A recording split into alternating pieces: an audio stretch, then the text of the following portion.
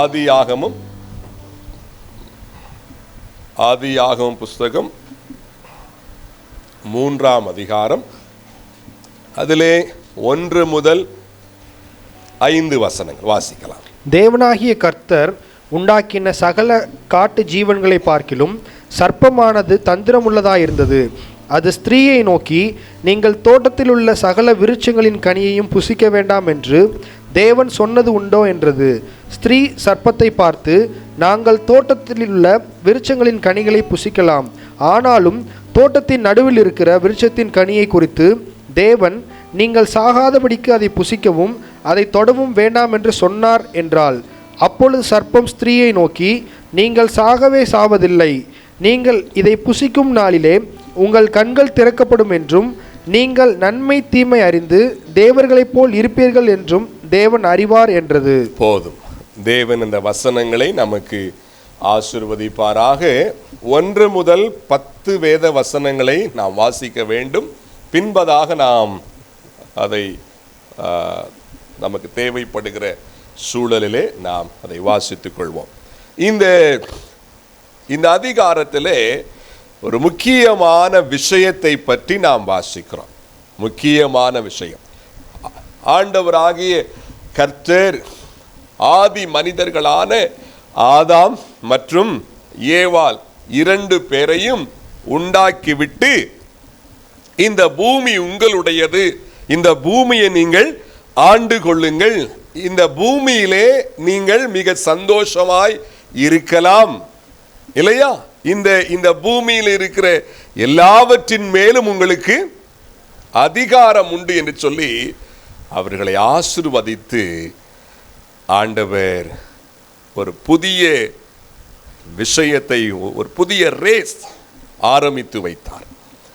ஆனால் சாத்தான் என்ற ஒருவன், ஆண்டவர் உண்டாக்கின இந்த விஷயத்தை நான் கண்டிப்பாக என்ன செய்ய வேண்டும், இதை சீரழிக்க வேண்டும் என்ற ஒரு சிந்தையோடு கூட அவன் செய்த விஷயங்களை பற்றித்தான் இங்கே நாம் என்ன செய்கிறோம், வாசிக்கிறோம். தீமைகளின் பிதா என்று சொன்னால் அது நிச்சயம் அது மிகையாகாது. சாத்தான் என்பவன் யார்? அவனுடைய சிந்தனை, அவனுடைய பேச்சு எல்லாம் தீமை, எல்லாம் தீமையாய் இருக்கக்கூடியது இல்லையா? மீண்டும் கூறுகிறேன், சாத்தான் என்பவன் தீமையே உருவானவன். பேச்சு, சிந்தை, நோக்கம் எல்லாம் தீமையாகவே இருக்கக்கூடியவை.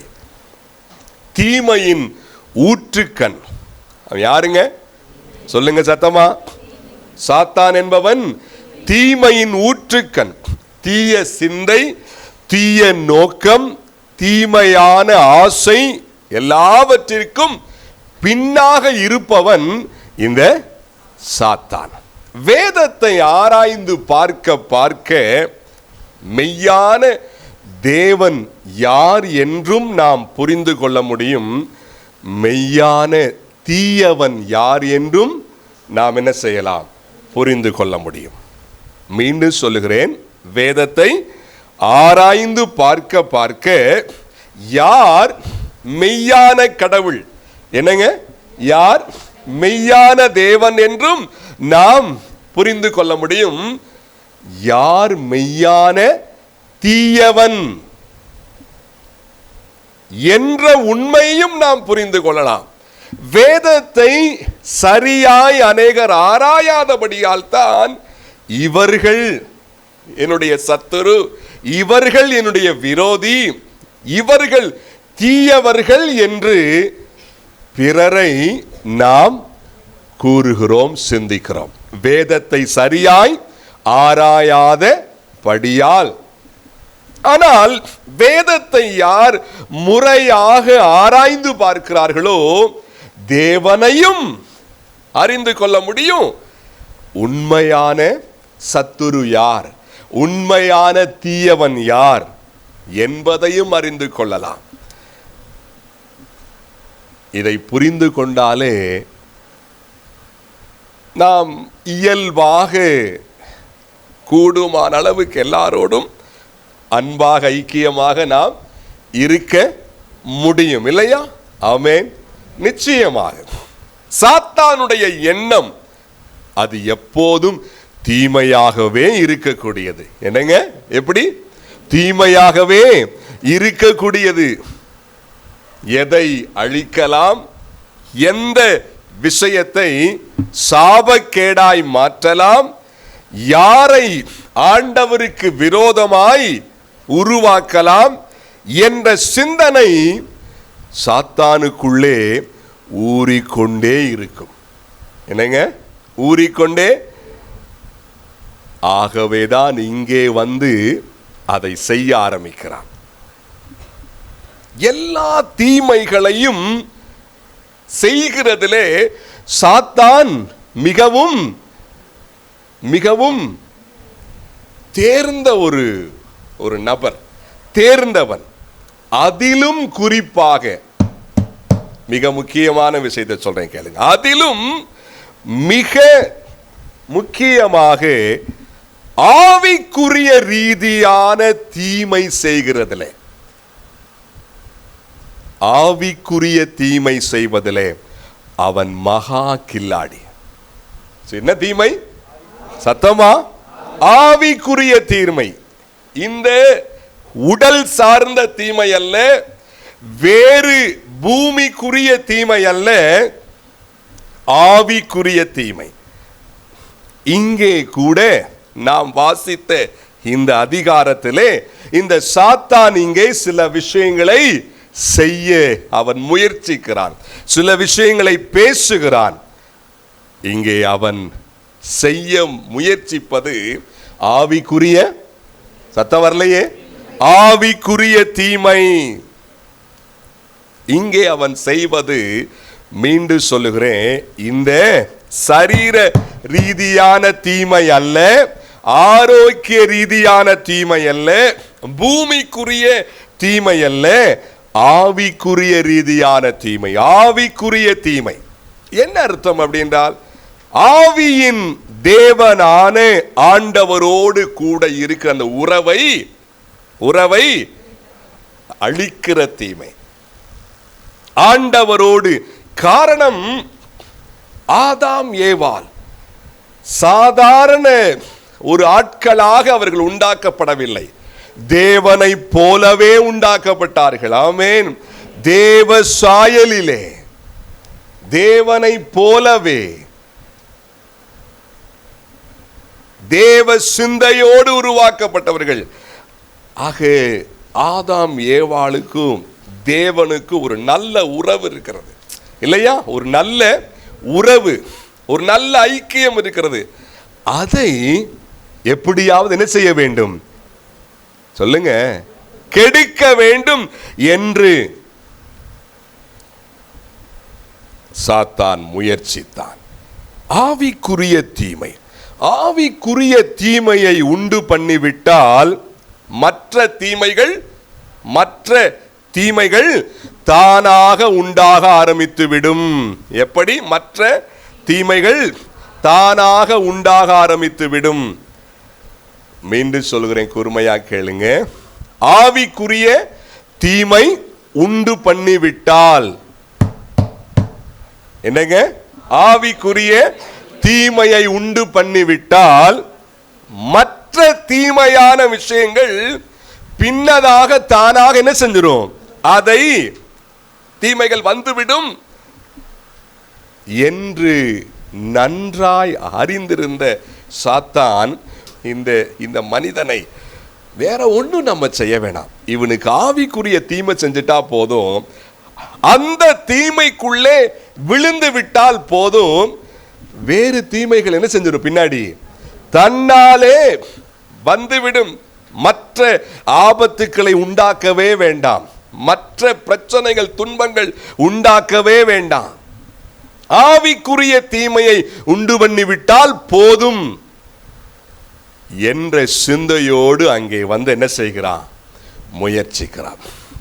பாருங்கள், புத்தி இல்லாத மக்கள் அல்லது புத்தி இல்லாத மனிதன் எல்லா தீமைக்கும் ஆரம்பமான ஆவிக்குரிய தீமையை உணராமல் மற்ற துன்பங்கள், மற்ற வேதனைகள், மற்ற தீமைகள் இவைகளையே சிந்தித்து சிந்தித்து சிந்தித்து அதிலேயே அவருடைய வாழ்க்கையை வீணாக்கி கொள்ளுகிறார்கள். அதிலேயே காலம் அப்படியே என்ன செஞ்சிருது, அப்படியே முடிஞ்சு போயிருது. சிறு வயது முதற்கொண்டு அப்படியே ஆரம்பித்து ஆரம்பித்து ஆவிக்குரிய தீமையை பற்றி ஆழமாய் சிந்திக்காதபடிக்கு பிற தீமைகள், பூமிக்குரிய பிரச்சனை, துன்பம், வேதனை, சோகம், சிக்கல் இவைகளையே சிந்தித்து சிந்தித்து சிந்தித்து இவைகளுக்கெல்லாம் மூல காரணமான ஆவிக்குரிய தீமையை பற்றி சிந்திக்காமல் இவைகளிலேயே, அதாவது உலகத்திற்குரிய தீமைகளிலேயே வாழ்க்கையை முடித்து விடுகிறார். இப்படி ஆக்குவது யார்? சாத்தான். பாருங்கள், அந்த 3:1 வாசிங்க. தேவனாகிய கர்த்தர் உண்டாக்கின சகல காட்டு ஜீவன்களை பார்க்கிலும், சகல காட்டு ஜீவன்களை பார்க்கிலும் சர்ப்பமானது தந்திரம் உள்ளதாயிருந்தது. என்னங்க சத்தமா எல்லாரும்? எது எது? பாம்பு, சர்ப்பம், ஸ்னேக். நமக்கு உடனே இயல்பா சிந்திக்கிறது நம்ம ரோட்ல போற பாம்பை தான் நினைப்போம். அதுக்கும் கண்டிப்பா என்ன இருக்குது? பயங்கரமான உணர்வுகள் இருக்கிறது. ஆனா இந்த இடத்துல ஆண்டவர் பாம்பையும் சொல்லுகிறார். அந்த பாம்பை ஆளுகை செய்து பேசின பிசாசை சொல்லுகிறார். அவன் எப்படிப்பட்டவனா? சத்தமா சொல்லுங்க. தந்திரம் உள்ளவன். ரொம்ப தந்திரக்காரங்க. அவன் என்னங்க? ரொம்ப ரொம்ப தந்திரக்காரன். எப்படி, எந்த விதத்திலே வீழ்த்தலாம் என்பதிலே மிகவும் தந்திரசாலி. ஆனா தேவ பிள்ளைகள் ஆகிவிட்டோம், ஆணுடைய பிள்ளைகளாயிருக்கிறோம், வேத வசனங்களை கேட்கிறோம். இது போக வீடுகளிலே கூட சில நேரம் வேதத்தை வாசிக்கிறோம், தியானிக்கிறோம். இது போக தேவ ஆலோசனைகள் ஆண்டவர் பேசுகிறார். இவ்வளவு கேட்டும் ஞானம் என்ன செய்ய மாட்டேது? எல்லா தீமைக்கு மூல காரணம் ஆவிக்குரிய தீமை. ஆமாவா இல்லையா? அந்த தீமையை சீர்படுத்தி விட்டால் மீதி தீமைகள் நிச்சயமாய் ஒவ்வொன்றாய். ஆனா அந்த சீக்ரெட் அனைவருக்கு என்ன செய்யல? சொல்லுங்க,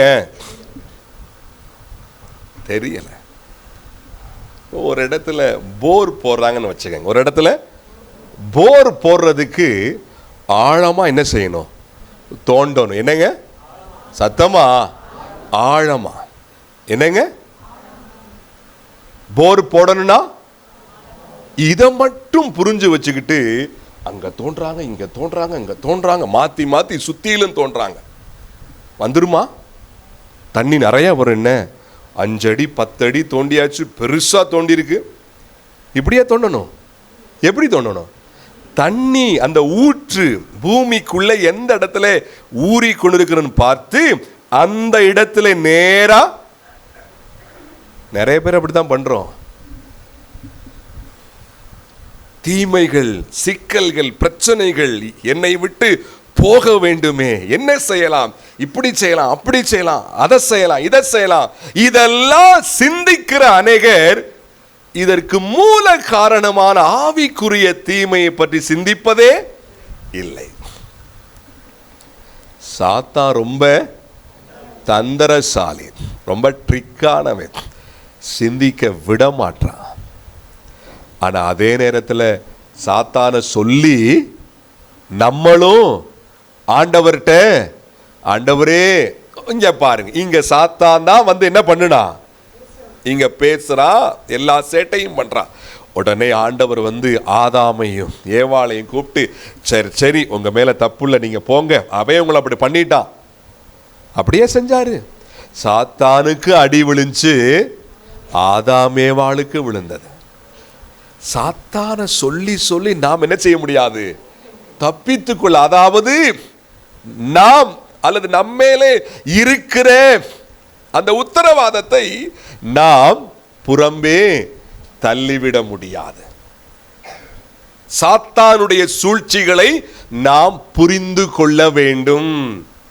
We need to understand. சாத்தான் யார், அவன் என்ன செய்வான், அவன் என்ன செய்கிறான், சூழ்ச்சி என்ன, இதையெல்லாம் தெளிவாய் நாம் அறிந்திருக்க வேண்டும்.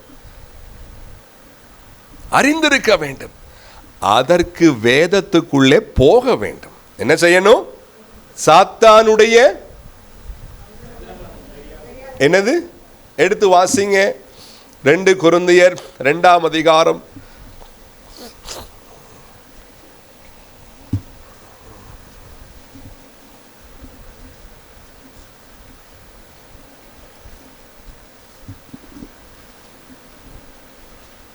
11 சொல்லுங்க. எது 11? ஓகே.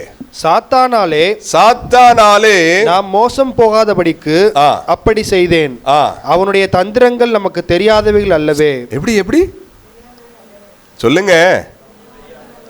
கண்டிப்பாய் நமக்கு என்ன செய்யும்? அப்ப யாருக்கு சாத்தானுடைய சூழ்ச்சிகள் புரியவில்லையோ அவங்க வீழ்ந்துகிட்டே இருப்பாங்க. இது யாரால வருது, என்ன நடக்குது, என் குடும்பத்தில், என் சூழ்நிலையில் என்ன நடக்குது, ஒண்ணுமே புரியலையே. சாத்தானுடைய சூழ்ச்சிகளை நீங்க புரிஞ்சுக்கணும்னா சாத்தான்கிட்ட போகக்கூடாது. எங்க போகணும்? பைபிளுக்குள்ள போகணும். அதைத்தான் நான் முன்னாடியே சொன்னேன். வேதத்தை ஆராய்ந்து பார்க்க பார்க்க மெய்யான தேவன் யார் என்றும் நாம் என்ன செய்யலாம், அறிந்து கொள்ளலாம். கூடவே மெய்யான தீயவன் யார் என்பதை என்ன செஞ்சுக்க முடியும். வேதத்துக்குள்ளே அநேகர் போகவே இல்லை. மேலோட்ட வாசிப்பு. எப்படிங்க? மேலோட்டமான வாசிப்பு. இன்னும் ஆறுதலான வார்த்தைகள் எங்க இருக்குன்னு தேடி வாசிக்கிற அந்த பழக்கம். கர்த்தர் உன்னை விடுவிப்பார், கர்த்தர் உன்னை ஆசீர்வதிப்பார், கர்த்தர் உன்னை வாலாக்காமல், சொல்லுங்க, கீழாக்காமல் நீ மேலாவாய், கர்த்தர் தேவன் எனக்காக யாவையும் செய்து முடிப்பார், கர்த்தர் எல்லாவற்றையும் நன்றாய் செய்தார். ஐயோ சாத்தான்லாம் வருது. நோ. அப்புறம் வீட்டுக்குள்ள போய் முக்கிக்கிட்டு இருக்கிறது. படிக்கணுங்க. வேதத்தை வாசிக்க வாசிக்கத்தான் தேவன் யார், அந்த தேவன் எப்படிப்பட்டவர் என்ற அறிவும் வரும். வேதத்தை வாசிக்க வாசிக்கத்தான் தீயவன் யார், அந்த தீயவனுடைய நோக்கம் என்ன என்பதையும் தெளிவாய் புரிந்து கொள்ள முடியும்.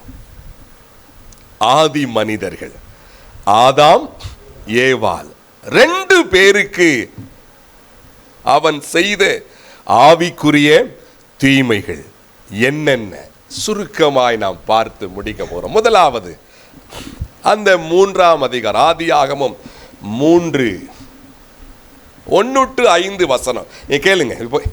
இப்ப வாசிக்க வேணாம், நீங்க வீட்டில் வாசிங்க. நம்ம ஏற்கனவே வாசிச்சிட்டோம். சரியா? அங்க என்ன பார்க்கிறோம்? தேவ வார்த்தைகளை சந்தேகமாய் சிந்திக்க வைக்கிறான். சொல்லுங்க, என்னதுங்க? தேவ வார்த்தைகளை சந்தேகப்பட வைக்கிறான். தேவ வார்த்தையின் மீது சந்தேகம் என்ற தீமையை உண்டாக்குகிறான். இன்றைக்கு தீமை தீமை என்று சொன்னதும் என்னங்க? தீமை, சத்தம் வரலையே.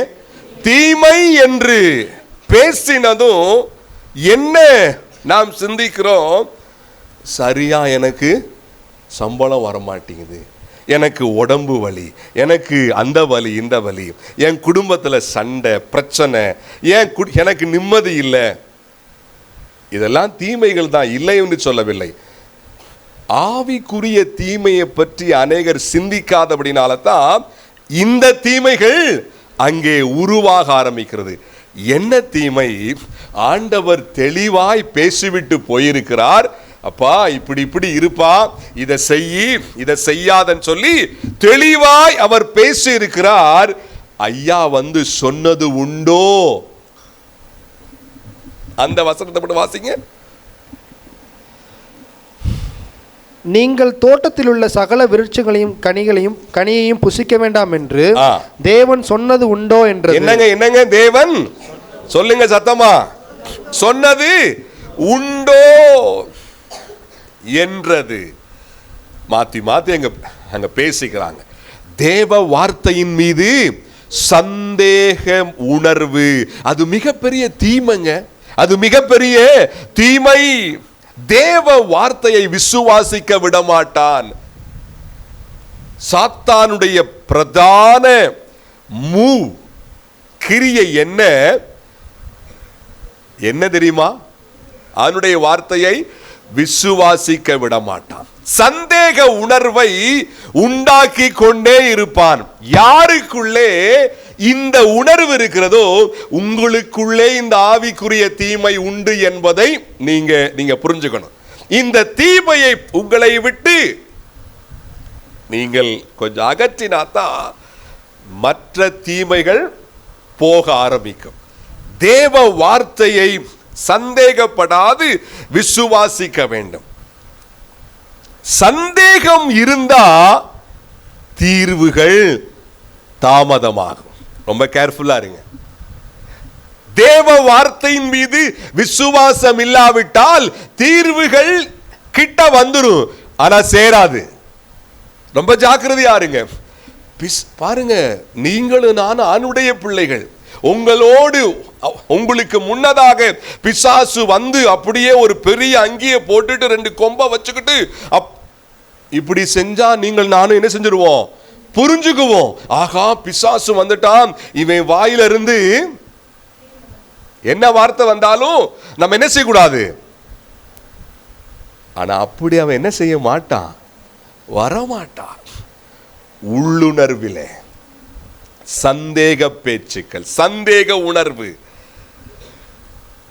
அநேகரை பார்த்தா அருமையான விசுவாசி, அருமையான ஊழியக்காரங்க, அருமையான மூப்பர்கள், நல்ல மூப்பர், ஆனா உள்ள விசுவாசம் ரொம்ப கம்மியா, பொழுதனைக்கும் சந்தேக உணர்வு. அதுவும் எதை? வார்த்தையை, தெய்வீக வார்த்தையை. புரிஞ்சுக்கங்க, இதிலே சந்தேகம் வந்துருச்சுன்னா சந்தேகம் பின்னே வந்துகிட்டே இருக்கும். யாரை பார்த்தாலும் சந்தேகப்பட ஆரம்பிச்சிருவான். வீட்டுக்கார பார்த்தா சந்தேகம், பொண்டாட்டியை பார்த்தா சந்தேகம், பிள்ளைய பார்த்தா சந்தேகம், அவங்கள பார்த்தா சந்தேகம். சந்தேகம் தேவையா இல்லையா? வேண்டும், அது சூழ்நிலைக்கு ஏற்றவாறு. ஆனால் வேதத்தை யார் விசுவாசிக்காமல் சிந்தை முழுவதும் சந்தேக உணர்வு இருக்குதோ அவங்க வீட்டுக்குள்ளேயும் அந்த பிசாசு ஆட ஆரம்பிச்சிடும். வீட்டம்மாவை நம்ப விடாது, வீட்டுக்காரரே நம்ப விடாது, பிள்ளைகளே நம்ப விடாது. ஏன்? சந்தேகம் இங்க இருந்து ஆரம்பிச்சிருக்குல்ல. வேதத்தை விசுவாசிக்கிறனா மற்ற எதையும் விசுவாசிக்க மாட்டோம், விசுவாசிக்க முடியாது. இது அப்படியே கிராஜுவலா பெருகி வேதத்தின் மேலே இருந்த விசுவாசத்தை தூக்கி பிசாசு மேல, பிசாசின் காரியங்க மேல அவன் வைக்க ஆரம்பிச்சிருவான். அப்புறம் வெளியே மட்டும் விசுவாசம் இருக்கும், இதுக்குள்ள விசுவாசம் போகவே போகாது. எபிரேயர் புஸ்தகம் எடுங்க, 4ஆம் அதிகாரம் 2ஆம் வசனம் வாசிங்க வேகமா. ஏனெனில் சுவிசேஷம் அவர்களுக்கு அறிவிக்கப்பட்டது போல நமக்கும் அறிவிக்கப்பட்டது. கேட்டவர்கள் விசுவாசம் இல்லாமல் கேட்டபடியால் அவர்கள் கேட்ட வசனம் அவர்களுக்கு பிரயோஜனப்படவில்லை. ஏன்? தேவ செய்தி, தேவ வார்த்தை பிரயோஜனமாய் இல்லாதது போல் இருக்கிறது. வார வாரம் ஒவ்வொரு தேவ வார்த்தையை கேட்கிறோம், ஆனால் என் வாழ்க்கைக்கு பிரயோஜனமாய் இருப்பது போல இல்லையே என்ற உணர்வு. காரணம் இதுதான். தேவ வார்த்தையை விசுவாசத்தோடு அதை கேட்காமல், விசுவாசம் இல்லாமல் அதை கேட்டபடினாலே பிரயோஜனப்படல. யாக்கோபு புஸ்தகம் 1 அதிகாரம் 6-7 வாசிங்க வேகமா.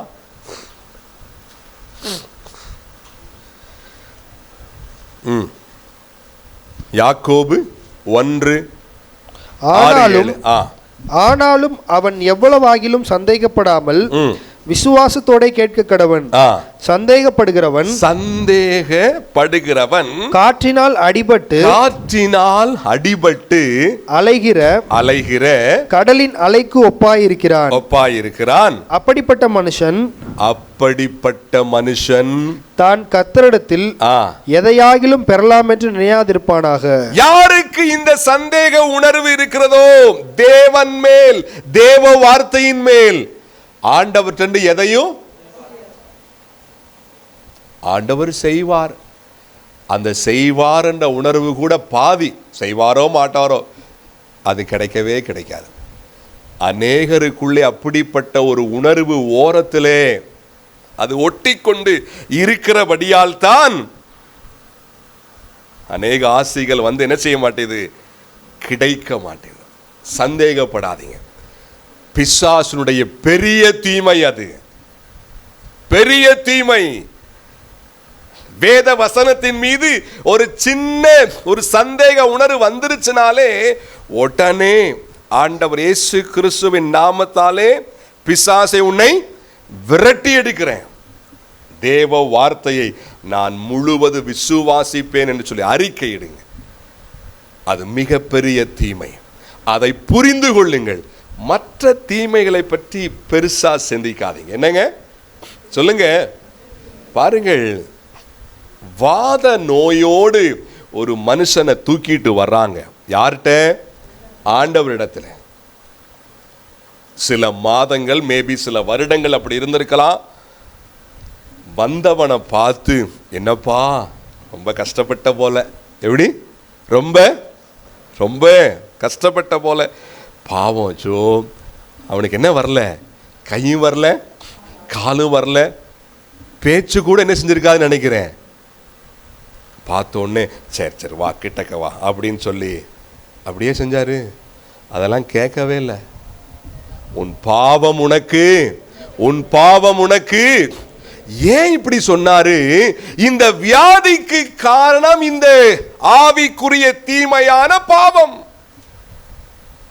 இந்த தீமையை இவனை விட்டு அகற்றி விட்டால் மீதி சுகம் அவனுக்கு என்ன செஞ்சுட்டு போயிருது, அதான் வந்துட்டு போகுது. ஆவிக்குரிய தீமையை ஃபர்ஸ்ட் ஆராய்ஞ்சு பாருங்க. என்ன இருக்கு, என்ன தீமையை பிசாசு என் வாழ்க்கையில உண்டு பண்ணி வச்சிருக்கிறான், ஆராய்ஞ்சு பாருங்க. சந்தேகம், வேத வார்த்தையின் மீது சந்தேகம் என்ற தீமை. இரண்டாவது, ஆதியாகமம் 3 அதிகாரம் 4-5 வாசிங்க வேகமா. அப்பொழுது சர்ப்பம் ஸ்திரீயை நோக்கி, நீங்கள் சாகவே சாவதில்லை, நீங்கள் இதை புசிக்கும் நாளிலே உங்கள் கண்கள் திறக்கப்படும் என்றும் நீங்கள் நன்மை தீமை அறிந்து தேவர்களைப் போல் இருப்பீர்கள் என்றும் தேவன் அறிவார் என்றது. இரண்டாவது தீமை என்ன? தேவனை விட தான் அக்கறையுள்ளவன் என்பதாய் அங்கே ஒரு மாய தோற்றத்தை உண்டு பண்ண பார்க்கிறான். அவன் சொல்றான், இங்க பாருங்க, ஆண்டவர் என்ன சொன்னாரு? இதை புசிக்கும் நாளிலே சாவீர்களப்பா, சாப்பிட்றாதன்றாரு. ஐயா என்ன சொல்றாரு? நீங்கள் சாகவே, அவரு சாவீர்கள் சொல்றாரு. இந்த சார் என்ன சொல்றாரு? சாக மாட்டீங்க, பரவாயில்ல, நம்ம வாழ்றதுல யாருக்கு அக்கறை? நிறைய பேர் ஏமாந்து போறேன். இப்படித்தான் ஆண்டவரை விட அநேகர் அக்கறையா இருக்கிறதாக பிசாசு சில தோற்றத்தை உண்டு பண்றான். அது மிகப்பெரிய தீமை, ஜாக்கிரதை. உண்மையா சொல்றேன், ஆண்டவரை விட, ஆண்டுடைய பிள்ளைகளை விட இவங்க என் மேல அக்கறை, அவங்க என் மேல அக்கறை கிடையாது. யாருக்கு உண்மையான ஆவிக்குரிய அக்கறை இருக்கிறதோ அவர்கள்தான் உண்மையான அக்கறையுள்ளவர்கள். ஆவிக்குரிய தீமைகள் போய்விட்டாலே மீதி தீமைகளுக்கு அங்கே முற்றுப்புள்ளி வந்து விடுகிறது. பிசாசு அப்படியே அழகா கொண்டு வரா. நீங்க சாகவே சாவதில்லை, இதை சாப்பிட்டு பாருங்களேன். நீங்க வாயை திறக்க மாட்டீங்களா? தேவர்களை உண்மையாங்க ஆல்ரெடி முன்னமே நாம் இதை சிந்தித்திருக்கிறோம். ஏற்கனவே அவர்களை தேவர்களாகத்தான் உண்டு பண்ணியிருக்கிறார். ஆமென். தேவனை போல என்றால் தேவர்களை போல, தேவர்களாக, தேவ சாயலிலே இல்லையா? இந்த பூமி உன்னுடையது, இதிலே உனக்கு எல்லா அதிகாரம், இந்த பூமிக்கு நீ தேவனை போல இருண்டாரு. அப்ப இவன் சொல்றது உல்டா, பொய். என்ன உண்டாக்க பார்க்கிறான்? நான் தான் உங்க மேல அக்கறையா இருக்கிறேன். மகா பெரிய தீமங்க அது. ஆண்டவரை விட இவங்க என் மேல அக்கறையா இருக்கிறாங்க, ஆண்டவரை விட அவங்க என் மேல அக்கறையா இருக்கிறாங்கன்னு அந்த சிந்தனை வந்துகிட்டே இருக்கா. தீமை வந்துருச்சுன்னு அர்த்தம். ஆண்டவர் என்ன இறங்கியா முன்னாடியே நிக்க போறாரு. எங்க அப்பா விட அவருக்கு அக்கறை இருக்க போதா? எங்க அம்மா விட? அம்மா உன்னைய உண்டாக்குனது அவர் தான், அம்மா உண்டாக்குனது அவர் தான், அப்பா உண்டாக்குனது அவர் தான், உன் கூட இருக்கிற எல்லாரையும் உண்டாக்குனதும். உனக்கு வேத அறிவு இல்லை, புரிஞ்சுக்க முடியல யாரு உண்மையான அக்கறை உள்ளவர்கள் என்பது. வேத அறிவு, வேதத்துக்குள்ள போகணும். அதுக்கு தான் வேதத்தை ஆராய்ஞ்சு பார்க்கணும். வேதத்தை ஆராயாதவர்களுக்கு தேவன் அக்கறையாய் இருப்பதை புரிந்து கொள்ள முடியாது. அவங்கள போல இவங்கள போல கூப்பிட்டோன்னே வர்றாங்களே, அவங்கள மாதிரி அக்கறை என் மொத்தமா அப்படியே போயிடுறது அவங்க கூடவே.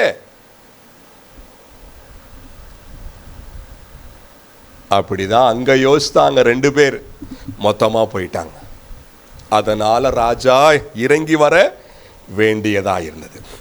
மாய தோற்றம், என்னங்க? மாய தோற்றத்தை உண்டு பண்ணினான். தேவனை விட தான் அக்கறையாய் இருப்பவன் என்ற தோற்றம் வேண்டாங்க. இந்த தீமை வந்திருக்கா? உள்ள இருக்குதா? அப்பா என் ஃப்ரெண்ட்ஸை விட வா. என்னது சொல்லுங்க? என் ஃப்ரெண்ட்ஸை விட வா.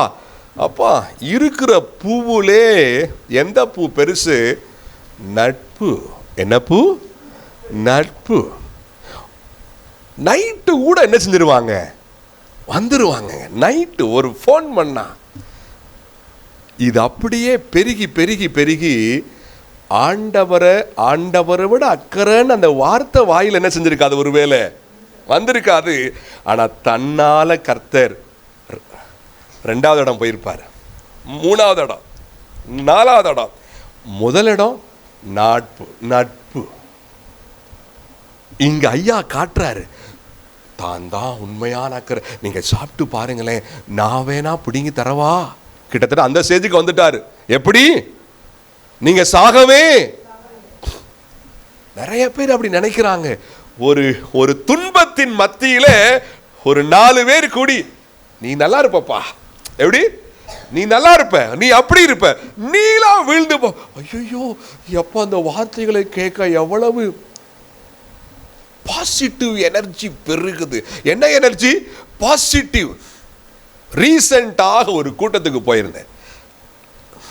அங்க புதுசா வந்த ஒரு ஆத்மா, ஒரு நபர், ஒரு பிரதர், பரவாயில்ல இந்த கூட்டத்துக்கு வந்தா எனக்கு என்ன வருது? பாசிட்டிவ் எனர்ஜி வருது. பரவாயில்ல. இப்போ நான் சொன்னேன், சரி வாரம் வாங்க. யாரு காரணம்னு உங்களுக்கு புரிஞ்சிடும் அப்படின்னு சொன்னேன். ஆனா இதை அநேக விசுவாசிகள் வேற மாதிரி புரிஞ்சுக்கிட்டு, அவங்ககிட்ட கொஞ்சம் பேசுனா கொஞ்சம் நல்லா இருக்குது. எப்படி? அவங்ககிட்ட கொஞ்சம் பேசுனா கொஞ்சம் நல்லா இருக்குது, இவங்ககிட்ட கொஞ்சம் பேசுனா ரொம்ப நல்லா இருக்கு. ஏன் அக்கறையா பேசுறாங்க. 2 வார்த்தை என்கரேஜ் பண்றாங்க. நல்லது, வேண்டான்னு சொல்லல. ஆண்டவருடைய ஸ்தானத்தில் அவங்கள வைக்காதீங்க. அதுதான் தேவை. ஆமென். தெய்வத்தினுடைய ஸ்தானத்திலே நீ அந்த மக்களை வைத்து விட்டால் பிசாசு வெற்றி பெற்றான். அது மிகப்பெரிய தீமை. வாயை திறந்து ஆண்டவரை விட அவங்க அக்கறை, அதை சொல்ல மாட்டோம். சொல்ல வாய் கூசும் இல்லையா? கிரியைகளிலே காட்ட ஆரம்பித்து விட்டோம் அநேகர். கிரியைகளிலே என் ஃப்ரெண்டு, என் புருஷன், என் மனைவி, அவங்கள விடவா ஆண்டவர்? அவரை நான் ஒன்றும் சொல்லலை, அவரு ஒரு இடத்துல அவரை ஏன் இழுக்கிறீங்க? எப்படி பேசுற ஒவ்வொரு வார்த்தையிலும் ஆண்டவரை தூக்கி வைக்கணுங்க. ஆமென். அதுதான், அப்பதான் அவருடைய கிரியை நம்ம காண முடியும். பிசாசு இங்கே வஞ்சகமாக தான் அவங்க மேல அக்கறையாயிருப்பது போல அந்த தீமையை உள்ளே வர விட்டுறாதீங்க. மூன்றாவது அதே வசனத்தை வாசிங்க. நீங்கள் இதை புசிக்கும் நாளிலே உங்கள் கண்கள் திறக்கப்படும் என்றும் நீங்கள் நன்மை தீமை அறிந்து தேவர்களைப் போல் இருப்பீர்கள் என்றும் தேவன் அறிவார் என்றது. மூன்றாவது என்ன? உங்களை உண்டாக்கின தேவன் அக்கறை இல்லாதவர்கள் என்ற சிந்தையை உண்டு பண்ணா. ஒண்ணு என்னது? தேவ வார்த்தையின் மேலே சந்தேக உணர்வு என்ற தீமை உண்டு பண்ணா. இரண்டாவது, நான் தான் ஆண்டவரை விட உங்கள் மேலே அக்கறை உள்ளவன் என்ற தீமை உண்டு பண்ணா. மூன்றாவது, அவர் அக்கறை இல்லாதவர் என்ற தீமை. என்னங்க? அவர் அநேகருக்கு இந்த உணர்வு என்ன? கொஞ்சம் தேவன், கொஞ்சம் ஆண்டவருடைய கிரியைகள் கொஞ்சம் தாமதமாகுதுன்னா எவ்வளவு வார்த்தை வருது வெளியே. கண் இருக்கா, கால் இருக்கா, கை இருக்கா, உணர்வு இருக்கா, நானும் எத்தனை வருஷம் விசுவாசி, அவரை பார்த்தேன், போனேன், கூட்டத்துக்கு போனேன், அதை செஞ்சேன், ஆனா இன்னும் எனக்கு ஆன்சர் இல்லை. ஒரே வார்த்தையில சொன்னா என்ன அர்த்தம்? அவர் அக்கறை இல்லாதவர் என்று சொல்றோம் நம்ம. அது தீமை. அந்த தீமை போகாம மீதி தீமைகள் போகாது, வெளியே போகாது. அவர் அக்கறை இல்லாதவர்கள் என்ற பொல்லாத உணர்வை உண்டாக்கினான் பிசாசு. அவர் பார்க்க மாட்டார், ஆண்டவர் கிரியை செய்ய மாட்டார் என்ற எண்ணம் தீமை, ஆவிக்குரிய தீமை. நான்காவது அந்த 6ஆம் வசனம் வாசிங்க. அப்பொழுது ஸ்திரீயானவள் அந்த விருட்சம் புசிப்புக்கு நல்லதும் பார்வைக்கு இன்பமும் புத்தியை தெளிவிக்கிறதற்கு இச்சிக்கப்படத்தக்க விருட்சமுமாய் இருக்கிறது என்று கண்டு அதன் கனியை பறித்து புசித்து தன் புருஷனுக்கு கொடுத்தாள். இங்க பாருங்க, ஆண்டவர் ஒவ்வொரு வார்த்தையா அங்க சொல்லியிருக்காரு. அதன் கனியை முன்னாடி கண்டு. பிசாசு வந்து பேசிட்டு அந்த பக்கம் போய் அவன் நின்றுப்பான், பண்றாங்களா இல்லையான்னு பார்க்கறதுக்கு. ஸ்திரீயானவள் போறா, கிட்டக்க போய் பார்க்கிறா. என்ற தெய்வமே என்ன அழகா இருக்கு, இதை போய் சாப்பிடக்கூடாதுன்னு சொன்னாரே. கண்டு அதை பறிக்கிறாளும். வேர்ட் பை வேர்ட் ஆண்டு போட்டிருக்காரு பாருங்களேன். அவ போய் அதை புசித்தாலாம் முடிஞ்சு போச்சு. அதை கண்டு அதை பறித்து அதை புசித்து நம்ம மட்டும் சாப்பிட்டா பத்தாதே, நம்ம புருஷனுக்கும் கொடுப்போம் அப்படின்னு கொடுத்து அவனையும் புசிக்க வச்சு தீமைகளின் பிதா பிசாசு. ரொம்ப ஜாக்கிரதையா இருங்க தேவ பிள்ளையே. என்ன? கீழ்ப்படிய விடாமல் செய்கிற தீமை. என்ன தீமை? கீழ்ப்படிய விடாமல். ஆண்டவர் சொல்லியிருக்கிறார், மகனே இந்த பூமியவே நான் உனக்கு என்ன செஞ்சுட்டேன் சொல்லுங்க, கொடுத்துட்டேன். நீதான் ராஜா அந்த பூமியில. எப்படி? சத்தம் வாயை தரங்க. நீதான் ராஜா, நீதான் தேவன் மாதிரி எல்லாவற்றையும் ஆண்டுகொள், ஆளுகை செய், உனக்கு அதிகாரம் கொடுத்திருக்கிறேன். உன்னை மட்டும் என்ன செஞ்சிடாத, செய்யாதப்பா. என்ன ஆண்டவரே? இந்த கனியை புசிச்சிடாத. இங்க பாருங்க, எல்லா பக்கமும் போப்பா, எல்லாத்தையும் நீ புசிக்கலாம், இதை மட்டும் புசிக்காதன்னா பேசாம இருந்திருக்கலாம்ல. ஆமா ஆமா, நானோ நீங்களும் அங்கே இருந்திருந்தா கொஞ்சம் பேசாம இருந்திருப்போம். அப்படித்தானே? சொல்லுங்க. இவங்களாவது கொஞ்சம் ஸ்லோவா போய் பறிச்சிருப்போம். நாங்க பின்னங்கால் பெடனிட தெடிக்க சாகவே சாவதில்லை, ஓடு, 2 மூட புசிச்சு விடு. ஏன்? பசிக்குது. எவ்வளவு கஷ்டம் பாருங்க.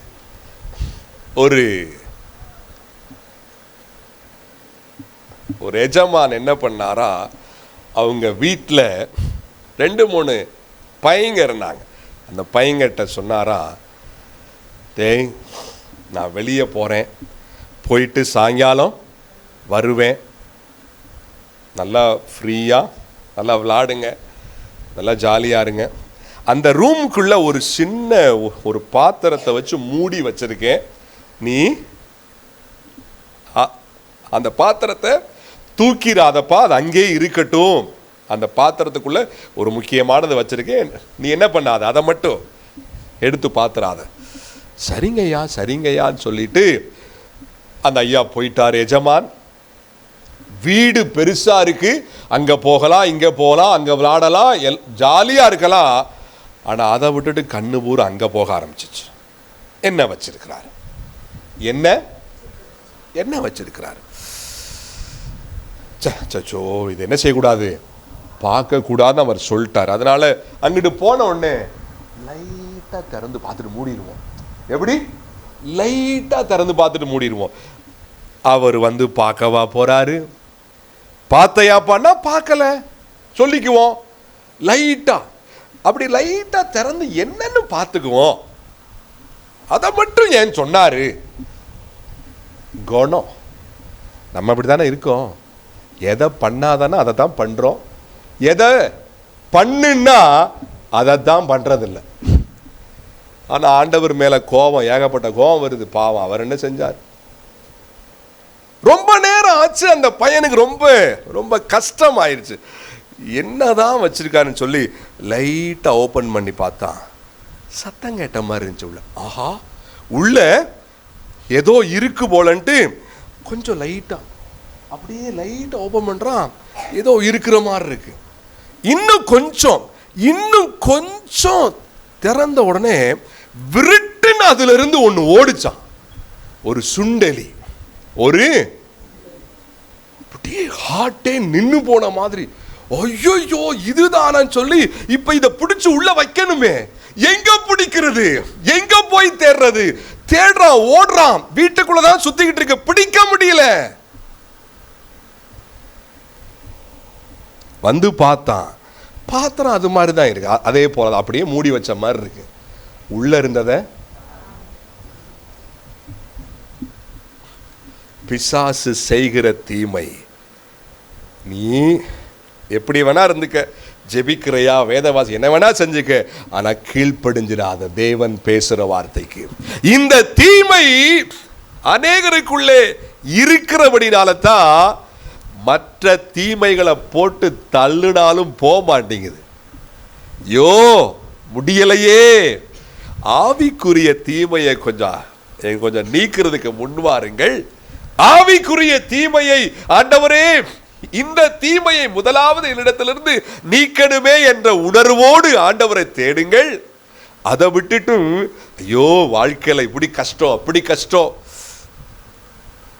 கீழ்ப்படிய விடாத தீமை, கீழ்ப்படிய முடியாத சிந்தை வருதா, கீழ்ப்படிய மாட்டேன்ற உணர்வு வருதா, அந்த தீமை உள்ள இருக்கு உங்களுக்குள்ள. ஆண்டவர் எவ்வளவு ஆலோசனைகள், எவ்வளவு வார்த்தைகளை அவர் பேசிக்கொண்டே இருக்கிறார் அல்லவா? அநேகர் ஆவிக்குரிய தீமைக்குள்ளே மாட்டிக்கொண்டு முழிக்கிறார்கள். கீழ்ப்படியவா வேண்டாமா? அது பெரிய கேட்டை உண்டு பண்ணிவிடும், அது பெரிய கேட்டை உண்டு பண்ணிவிடும். நிறைய பேருக்கு தெரிகிறதே இல்லை. என்ன கீழ்ப்படிதல், என்ன என்னால முடியல, நான் என்ன பண்றது? கீழ்ப்படிஞ்சா அந்த படிக்கு மேல் படிக்கு. இதெல்லாம் அநேகர் யோசிக்கிறோம். ஆனா மிகப்பெரிய தீமை என்பதை அநேகர் என்ன செய்யல, யோசிக்கவே இல்லை. அதை ஆவிக்குரிய பார்வையோடு அதை பார்க்கணும். ஏன் இவ்வளவு தீமையா இவ்வளவு கஷ்டமா இருக்கு? காரணம் கீழ்ப்படியவில்லை என்ற தீமை உள்ளே இருக்கிறபடினாலே. 5வது 8ஆம் வசனம் வாசிங்க. பகலில் குளிர்ச்சியான வேளையிலே தோட்டத்தில் உலாவுகிற தேவனாகிய கர்த்தருடைய சத்தத்தை அவர்கள் கேட்டார்கள். அப்பொழுது ஆதாமும் அவன் மனைவியும் தேவனாகிய கர்த்தருடைய சந்நிதிக்கு விலகி போதுங்க. 5வது தீமை அவரோடு பேச முடியாத தீமை, பேச விடாத தீமை. சாத்தான் உள்ள வர்ற வரைக்கும் ஆண்டவர் வர இவங்க அவங்களோடு பேச ஒரு நல்ல உறவு இருந்தது. இந்த தீமைகள் எல்லாம் அப்படியே ஒன்றன் பின் ஒன்றாக வர வர இப்ப அவர்கிட்ட என்ன செய்ய முடியல, பேச முடியல. தேவ பிரசன்னத்தில் இருக்க முடியாத தீமையை உண்டு பண்ணி விட்டான். என் அன்பு விசுவாசியே, இந்த தீமை உள்ளே இருக்கிறதா? இந்த தீமை உள்ளே இருந்தா உன்னால ஜெபிக்க முடியாது. ஆசை இருக்கு, நான் ஜெபிக்கணும், ரொம்ப நேரம் ஜெபிக்கணும்னு ஆசை இருக்கு. ஆனா என்ன வர மாட்டேங்குது, இன்ட்ரெஸ்ட் வர மாட்டேங்குது. பிஸியா இருக்கு, அந்த வேலை இந்த வேலை, தூக்கம், அது இது இல்ல. பேச விடாத தீமையை உள்ள வச்சுட்டான். அதனால தான் ஜெபிக்க முடியவில்லை. அநேகருக்குள்ளே இந்த தீமையை அவன் செய்து விட்டபடினால தான் ஜெபம் மங்கி மேலோட்ட கிறிஸ்தவர்களாய் இருக்கிறார்கள். இந்த தீமையை பெரிதா பார்க்காம பிற தீமைகளையே பெரிதாய் பேசிக்கொண்டே இருக்கிறார்கள். பெருசா ஏதோ மற்றவங்களுக்கு பிரச்சனையே இல்லாத மாதிரி ஜெபிச்சு எத்தனை நாள் ஆச்சு? அதிகாலையில் 1 மணி நேரம், இரவில யோசிங்க, ஆரம்ப காலத்திலே 1 மணி நேரம் 1.25 மணி நேரம் தேவ சமூகத்தில் முழங்கால் போட்டா ஆமேன் போடுறதுக்கு அவ்வளவு நேரம் ஆகும். இப்ப எப்ப எந்திரிப்போம், ஜெபிக்க முடியல, தூக்கத்தின் ஆவி ஆட்டுது, அந்த சிந்தனை இந்த சிந்தனை, தூங்கி எந்திரிச்சதும் இந்த வேலை அந்த வேலை பார்ப்போம். ஏன்? ஜெபிக்க விடாத தீமை, பேச விடாத தீமை. வாயை பிசாசு அங்கே வந்து என்ன செஞ்சிட்டான், கட்டி போட்டான். ஜெபம் பண்ண முடியல, ஜெபம் பண்ண ஆசை இல்ல, ஜெபம் பண்ண விருப்பம் இல்ல, போர் அடிக்குதுல, தீமை உள்ள இருக்கு. அந்த தீமையை நீக்கினால்தான் பிற தீமைகள் வெளியே போக ஆரம்பிக்கும்.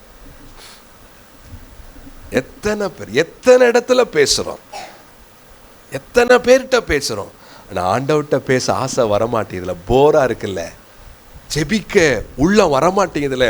ஒரு 1/2 hour, ஏன் ஒரு 1/4 மணி நேரம் பண்ணிட்டா 3 மணி நேரம் நம்ம ஜெபம் பண்ண மாதிரி ஃபீல் ஆயிருது. ரொம்ப நேரம் பண்ணியாச்சு, அப்பா முள்ளு என்ன செய்ய மாட்டேது, நகரவே மாட்டேது. நல்லா பிசாசு மாத்தி வச்சுட்டான், நல்ல தீமையை உள்ள போட்டு வச்சுட்டான். ஆனா புரியல, என்ன செய்யறது, சூழ்நிலை அப்படி இருக்கு, புரியல. இந்த தீமை வெளியே போனாதான் மீதி ஆசீர்வாதம்லாம் உள்ள வரும். பேச விடாத தீமை. இறுதியாக 6வதாக சேம் வசனத்தை வாசிங்க. பகலில் குளிர்ச்சியான வேளையிலே தோட்டத்தில் உலாவுகிற தேவனாகிய கர்த்தருடைய சத்தத்தை அவர்கள் கேட்டார்கள். அப்பொழுது ஆதாமும் அவன் மனைவியும் தேவனாகிய கர்த்தருடைய சந்நிதிக்கு விலகி தோட்டத்தின் விருட்சங்களுக்குள்ளே ஒளித்து கொண்டார்கள். என் அன்பு தேவ பிள்ளைகளே, இந்த ஆவிக்குரிய தீமை அப்படியே ஒவ்வொன்றாக வந்து வந்து வந்து வந்து மொத்தமாய் ஆண்டவரை விட்டே விலகி போகிற சூழல் வந்து விட்டது. பெரிய தீமையை உண்டு பண்ணிட்டான். ஆரம்பத்தில் பேசினப்ப ரொம்ப இனிப்பா இருந்துச்சு. எப்படி? சாகவே நீங்க நல்லா இருப்பீங்க. நீங்க எப்படி இருப்பீங்க? நீங்க நல்லா இருப்பீங்க, சந்தோஷமா இருப்பீங்க, தேவனை போல இருப்பீங்க. இனிப்பா இருந்துச்சு. பிசாசு புரிஞ்சுக்கிட்டான், ஆஹா இது கொஞ்சம் என்ன செய்யுது, வேலை செய்யுது போல. அப்படியே பேசுற மாதிரி பேசி ஒவ்வொரு தீமையா உள்ள போட்டு போட்டு லாஸ்ட்ல உறவையே உடைச்சிட்டான். உறவையே, விளைவை பாருங்கள். அந்த 3:24 வாசிங்க. 3:24. அவர் மனுஷனை துரத்திவிட்டு, அவர் மனுஷனை துரத்திவிட்டு, அவர் சத்தமா சொல்லுங்க. அதான் தீமைக்கு, தீமைகளுக்கெல்லாம் முடிவு என்ன? ஆண்டவர் விரட்டிட்டார். போப்பா, நீங்க இருக்க சூட்டு கிடையாது. என் அன்பு தெய்வ பிள்ளைகளே, ஆவிக்குரிய தீமை அவ்வளவு அவ்வளவு அபாயகரம், அவ்வளவு மோசமான ஒன்று. அநேகர் இதை விளங்கி கொள்வதே இல்லை. என்னங்க சொல்லுங்க சத்தமா? விளங்கி கொள்வதே இல்லை. ஏன்? ஊழியக்காரர் மூலமாக, இன்னும் சில தேவ மக்கள் மூலமாய் கர்த்தர் பேசிக்கொண்டே இருக்கிறாரே. ஏன்? அந்த ஆவிக்குரிய தீமை உள்ளே வந்துவிடக் கூடாது என்ற காரணத்திற்காகத்தான். ஆனால் அநேகர் அதை புரிந்து கொள்வதே இல்லை. ஆவிக்குரிய தீமைகள் உண்டாகி உண்டாகி பெருகி பெருகி அநேக வேளைகளிலே மொத்தமான இழப்புகள் ஏற்படுகிறது. எப்படி? மொத்த இழப்புகள், மொத்தமாய் தாழ்ச்சிகள், மகா வேதனையான சூழல்கள். ஏன்? என்னங்க ஆண்டுடைய பிள்ளை, எத்தனை வருஷமா நான் ஆண்டவரை தேடுறேன், எத்தனை, எப்படிங்க? ஆவிக்குரிய தீமையை பற்றி புரிஞ்சுக்கிறதே இல்லை. உள்ளமெல்லாம் வேதத்தின் மேலே விசுவாசம் இல்லை. ஆண்டவரை விட இவர்கள்தான் ரொம்ப அக்கறையானவங்க, ஆண்டவருக்கு அக்கறையே இல்லை என்ற உணர்வு, ஆண்டுடைய வார்த்தைக்கு கீழ்ப்படியாத உணர்வு, ஆண்டவரோடு டீப்பாக பேசி எத்தனையோ நாட்கள் ஆகிவிட்டது. ஆண்டவரோடு ஒரு செம்மையான உறவு இல்லை. அப்புறம் மொத்த இழப்பு வராம என்ன செய்யும்?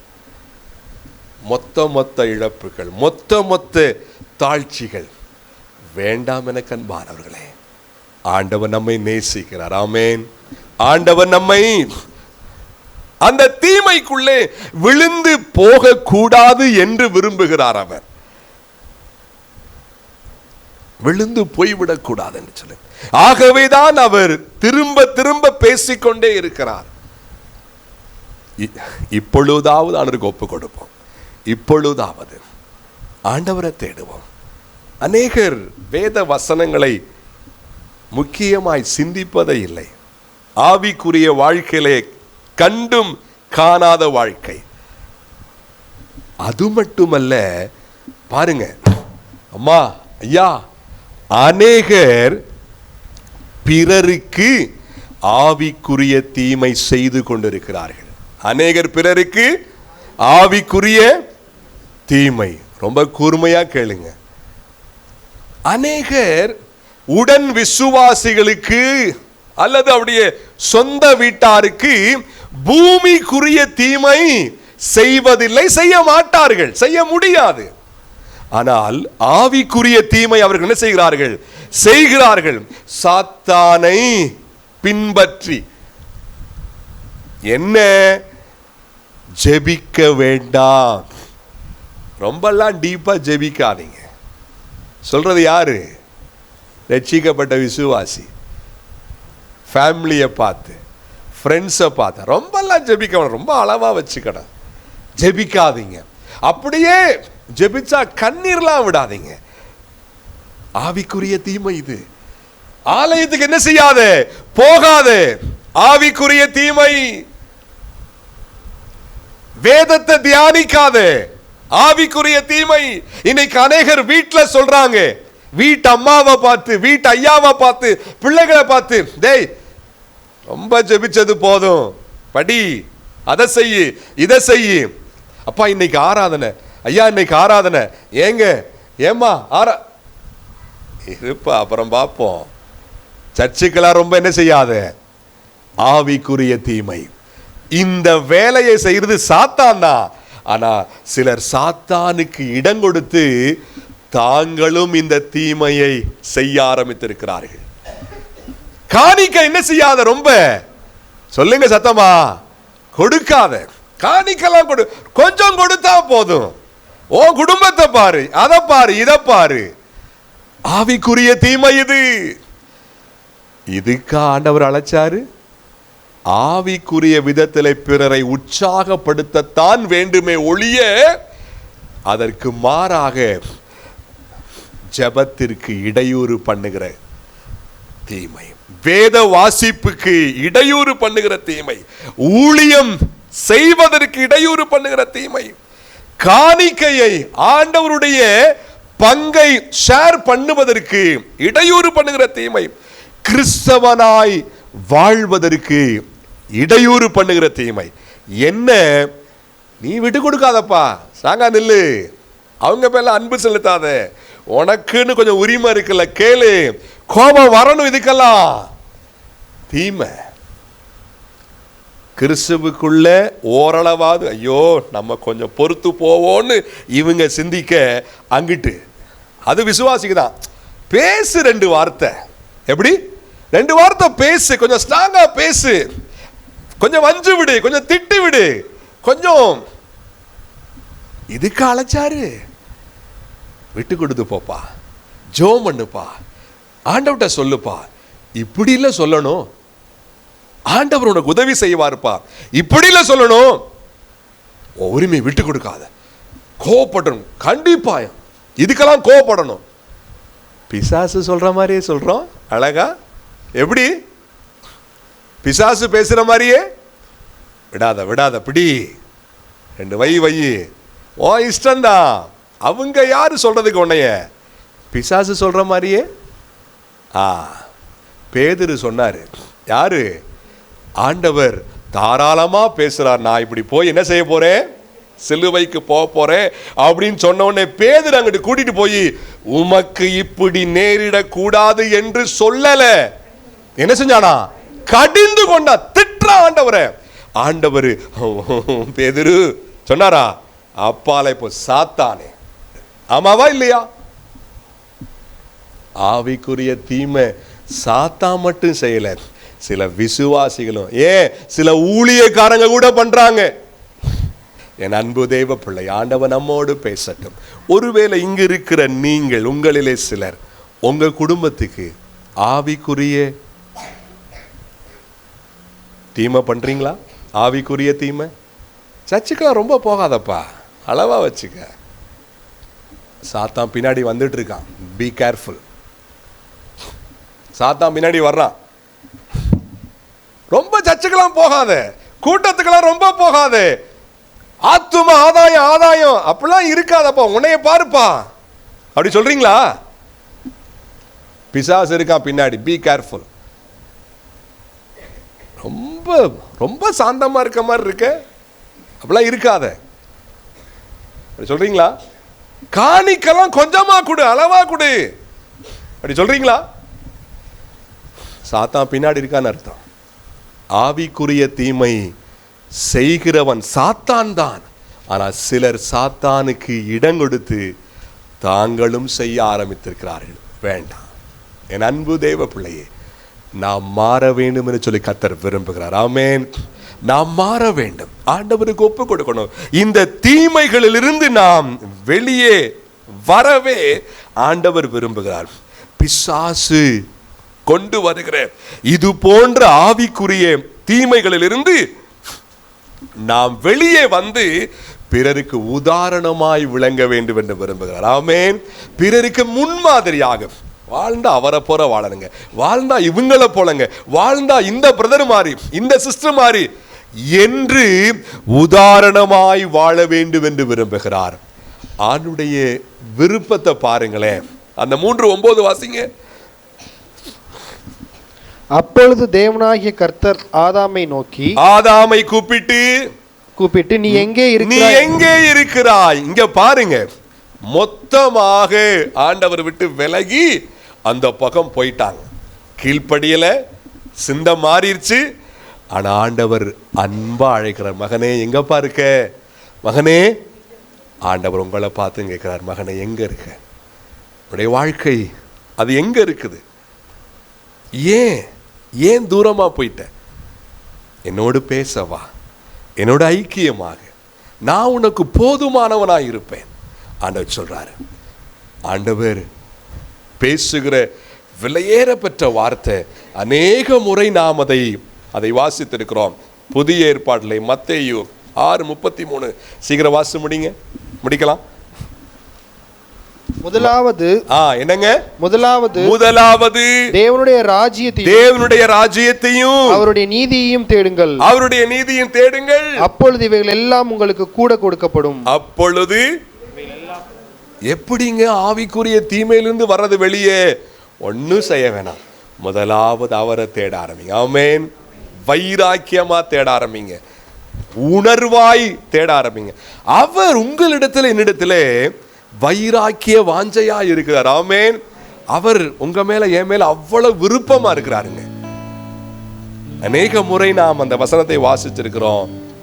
யாக்கோபு புத்தகம் 4ஆம் அதிகாரம் எடுங்க பாப்போம். 4:5 வாசிங்க. நம்மில் வாசமாயிருக்கிற ஆவியானவர் நம்மிடத்தில் வைராக்கிய வாஞ்சையா இருக்கிறார் என்று வேத வாக்கியம் வீணாய் சொல்லுகிறது என்று நினைக்கிறீர்களா? வீணாவா சொல்லுது? அவர் உண்மையாவே வைராக்கிய வாஞ்சையா இருக்கிறார்னு சொல்லுது. ஆண்டவரை புரிஞ்சுக்குவோம். ஆமென். ஆண்டவரை புரிந்து கொள்வோம். ஆவிக்குரிய தீமைக்கு நாமும் இடம் கொடுக்க வேண்டாம், பிறருக்கும் அந்த தீமையை செய்ய வேண்டாம். ஆமென். மீண்டும் சொல்றேன், கூர்மையா கேளுங்க. ஆவிக்குரிய தீமைக்கு நாமும் இடம் கொடுக்க வேண்டாம், பிறருக்கும் அந்த ஆவிக்குரிய தீமையை செய்ய வேண்டாம்.